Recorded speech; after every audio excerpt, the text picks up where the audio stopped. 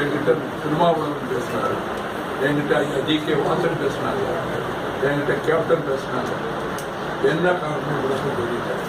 மறுபரிசீலனை செய்ய வேண்டும் என்று இன்னைக்கு காலையில் அந்த நல்ல கட்டத்தை நான் சொன்னேன். எண்ணி துணிக கருத்தம் ஆழ்ந்து யோசித்து முடிவெடுத்திருக்கிறேன். இது ஒரு நாடகம் அல்ல. வேற தொகுதியாக நிற்கலாம், அது அதை விட சிறிய நாடகம்.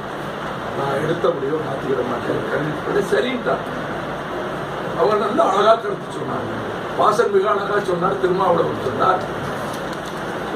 கூட்டணி கட்சிகளுடைய அபிப்பிராயம் தெரியாமல் ஒருங்கிணைப்பாளர் செய்தால் அது அந்த கூட்டணி எப்படி இருக்குன்னு சில மேலாதிகள் கேள்வி கேட்டார். கூட்டணியில முதலமைச்சர் வேட்பாளர் தான் இல்லைன்னு சொன்னாதான் கட்சியில ஒருங்கிணை உட்கார்ந்து பேசணும்.